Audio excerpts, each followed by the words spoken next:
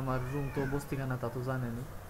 এই যে রুম বস্তিখানা আমার রুম, রুমের ভিতরে তো এই জায়গায় রায়ান ঘুমায়, তা তো আপনারা জানেনই রায়ান ঘুমায়। আর আজকে হচ্ছে থাই গ্লাস খুলে দিই নাই, কারণ আপনার বাইরে থেকে হচ্ছে আপনি আসে মশা আসে। Hey guys, good morning, welcome to my new vlog. তো আজকের ব্লগে আছে হচ্ছে দোকানে আসছি। হ্যাঁ, আসার পরে যে দোকানে বসে হচ্ছে কম্পিউটার এখন ওপেন করি নাই, আর ভিডিও করতেছি আর কি, ব্লগ করতেছি। আর রাজীব হচ্ছে প্রায় দীর্ঘ 4-5 দিন যাবত আসে না দোকানে। আমি দোকানে এখন একাই আসি, একাই থাকি, ঠিক আছে। তো কম্পিউটারের কাজও আমি একাই করি, আবার ওই ফটোকপির কাজও আমি একাই করি। তো ঠিক আছে। সো গাইস, আলহামদুলিল্লাহ আসরে নামাজ পড়লাম দোকান থেকে এসে। এখন হচ্ছে যাচ্ছি বাসায়, আর এখন হচ্ছে বাড়ির সামনে রাস্তায় আছি। এই যে হচ্ছে গাইস বাড়ির সামনে রাস্তায় আছে, এই যে দেখেন। তো গাইস ফাইনালি হচ্ছে এখন আসছে হচ্ছে বাসায়। তো গাইস একটা যখন আসছে বাসা আসার পর একটা খবর শুনে খুবই খুশি হয়েছি। আমাদের হচ্ছে রাকিবুল মানে রাফিদ, তো রাফিদ হচ্ছে আর কি এতদিন লিবিয়ায় ছিল। আজকে হচ্ছে দুপুর 2টায় ও হচ্ছে মানে গেম দিয়ে তারপর হচ্ছে এখন আপাতত ল্যাম্পোদোসায় আছে, না হয়তো পার হয়েছে হয়তো বা। তো ওর জন্য দোয়া থাকবে মন থেকে, আলহামদুলিল্লাহ। আর অনেক কষ্ট করছে, 1 মাস ছিল লিবিয়াতে, তো সবাই ওর জন্য দোয়া করবেন। আর এখন আছে হচ্ছে গাইস বাসায় আসছি একটু আগে।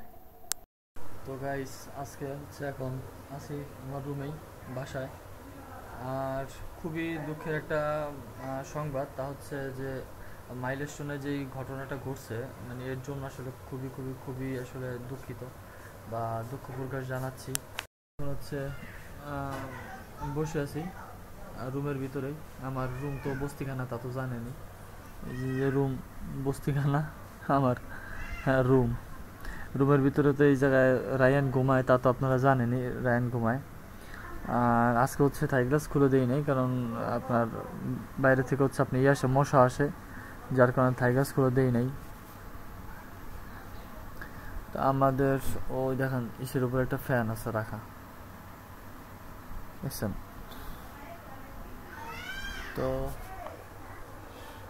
এখন হচ্ছে বসে আছি ল্যাপটপ নিয়ে আর কি, ভিডিও এডিটিং করব, ব্লগ এডিটিং করব।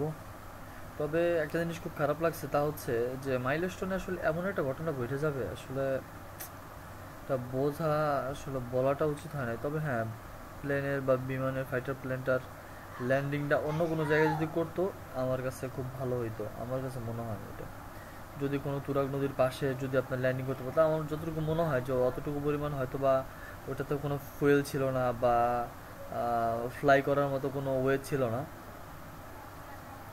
যার কারণে এই প্রবলেমটা হয়েছে আর কি। তারপরও সবার জন্য দোয়া আছে, সবার জন্য দোয়া করতেছি, আল্লাহ তাআলা সবাইকে আসলে জান্নাতুল ফেরদৌস দান করুক। আসলে মানুষ মরণশীল, এটা এটা বাস্তব, এটা বলতে হবে যে মানুষ মরণশীল, এটা বলতে হবে যে মানুষ মরণশীল। আল্লাহ, সত্যি কথা বলতে আজকে মন মেজাজটা খুবই খারাপ, মানে কোনো কিছু আসলে ভালো লাগতেছে না। কারণ কথা হচ্ছে যে আসলে